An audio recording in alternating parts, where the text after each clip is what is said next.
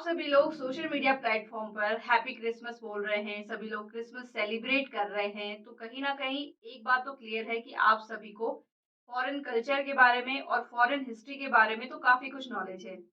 लेकिन क्या आपको इंडियन हिस्ट्री के बारे में इतनी नॉलेज है कि ये जो 21 दिसंबर से लेकर के 27 दिसंबर तक, यानी कि ये जो 7 दिन है, हमारे इंडिया में शोक दिवस के रूप में मनाए जाते हैं? आई डोंट थिंक सो कि मोस्ट ऑफ द पीपल को ये नॉलेज है और हमारी इंडियन हिस्ट्री के इस फैक्ट के बारे में जानकारी है। तो चलिए आज इस वीडियो में मैं आपको इस फैक्ट के बारे में बताने वाली हूँ कि क्यों हमारी इंडियन हिस्ट्री में 21 दिसंबर से लेकर के 27 दिसंबर तक ये 7 दिन जो है शोक दिवस के रूप में मनाए जाते हैं। तो सिख कम्युनिटी के लोग जो है इन 7 दिनों में कोई भी शुभ काम नहीं करते हैं, क्योंकि सिख कम्युनिटी के 10वें गुरु श्री गुरु गोविंद सिंह जी ने जो है अपने पूरे परिवार को यहाँ पर इन 7 दिनों में खो दिया था। तो हुआ कुछ यूं था कि 21 दिसंबर को श्री गुरु गोविंद सिंह जी ने अपने 4 बेटों और पत्नी के साथ में श्री आनंदपुर साहिब का किला छोड़ दिया था। जिसके बाद में 22 दिसंबर को वो अपने चारों बेटों और पत्नी के साथ में चमकौर के मैदान में पहुंचे। वहां पर युद्ध हो रहा था और युद्ध के दौरान श्री गुरु गोविंद सिंह जी के 2 बड़े बेटे, जिनका नाम अजीत सिंह, जिनकी उम्र मात्र 17 साल थी, और दूसरे बेटे जुझार सिंह, जिसकी उम्र मात्र 14 साल थी, वो दोनों युद्ध के दौरान यहाँ पर शहीद हो गए थे। तो इस प्रकार से सबसे पहली बार 22 दिसंबर को श्री गुरु गोविंद सिंह जी के 2 बेटे शहीद हो गए थे। जिसके बाद में 23 दिसंबर को उनके 2 छोटे बेटे, जिनका नाम जोरावर सिंह, जिनकी उम्र मात्र 8 साल थी, और दूसरे बेटे जिनका नाम फतेह सिंह था, इनकी उम्र मात्र 6 साल थी।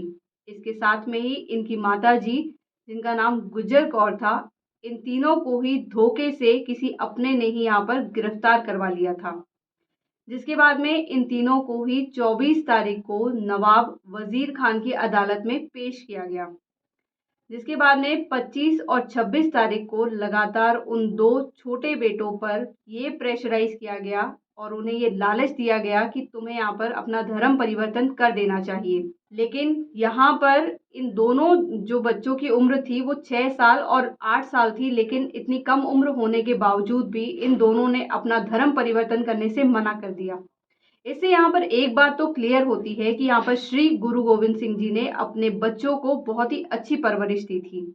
लेकिन जब इन्हें धर्म परिवर्तन करने से यहाँ पर मना कर दिया, तो यहाँ पर नवाब वजीर खान की अदालत में इन्हें 25 और 26 तारीख को ये फैसला सुनाया गया कि इन दोनों को जिंदा ही दीवार में चुनवा दिया जाए। इसके बाद में इन दोनों को जिंदा ही दीवार में चुनवा दिया गया। इसके बाद में इन दोनों की यहाँ पर गला रेत करके हत्या कर दी गई थी। लेकिन हम यहाँ ये कहेंगे कि इन दोनों ने अपने देश के और अपने धर्म की रक्षा करते हुए अपने प्राण त्याग दिए और यहाँ पर ये शहीद हो गए। तो इस तरीके से अभी तक गुरु गोविंद सिंह जी ने अपने चारों बेटों को खो दिया था। जिसके बाद में जब इन 2 छोटे बेटों की शहीद की खबर इनकी माँ को दी गई, तो यहाँ पर माता जी ने भी 27 दिसंबर को अपने प्राण त्याग दिए।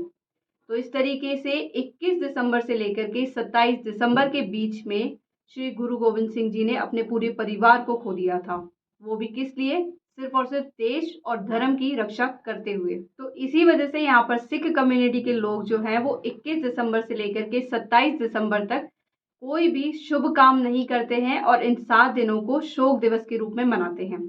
मुझे ये बहुत खुशी है कि आप सभी को फॉरेन कल्चर के बारे में पता है, फॉरेन हिस्ट्री के बारे में पता है।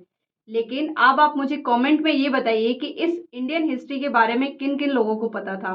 जितने ज़्यादा कमेंट होंगे मुझे बहुत ज़्यादा खुशी होगी, क्योंकि इससे मुझे ये पता चलेगा कि आपको भी इंडियन हिस्ट्री के बारे में काफ़ी कुछ नॉलेज है। और इन्फॉर्मेशन अच्छी लगी हो तो प्लीज़ वीडियो को लाइक करें, शेयर करें, साथ ही साथ सब्सक्राइब करें हमारे यूट्यूब चैनल वकील करो को।